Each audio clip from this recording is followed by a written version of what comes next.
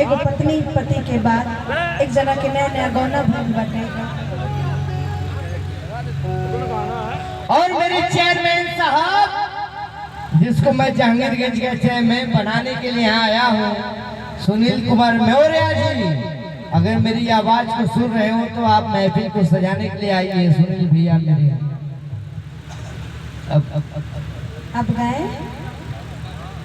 एक जना के नया नया गौना भइल बा, और जब गौना हो गई तो जब उनकर पति उनके गौना लेके अइलन और नई नई दुल्हन पे पति के कुछ ज्यादा प्यार आ रहा बा।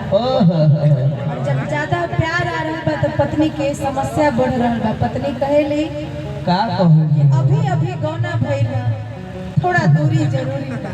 का कहेली कोना भाव में थोड़ा सा इसका लेवल बढ़ाइएगा। हेलो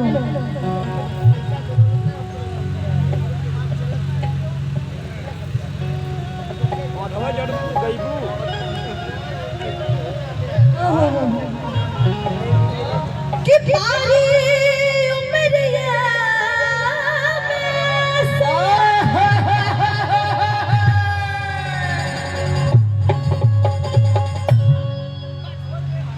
कि प्यारी उमरिया में गौना करैला, अरे ए हो पिया तू का कैला।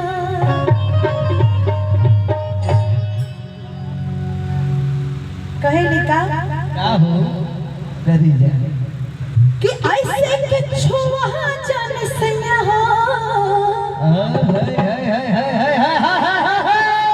थोड़ा लेवल बढ़ाइएगा प्लीज। कि ऐसे के छुआ जान सैया हो, हरी जवानी है जिया हो जाए। ऐसे के छुआ जान सैया हो, जवानी है जिया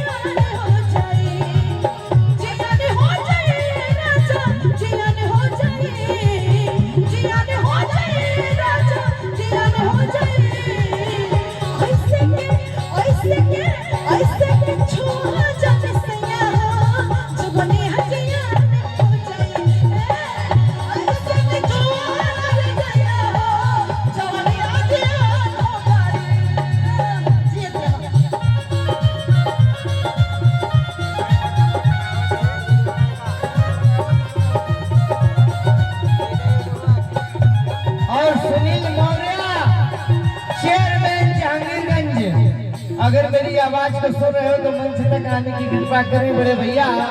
सुनील मौर्य चेयरमैन जहांगीरगंज। क्या बात है।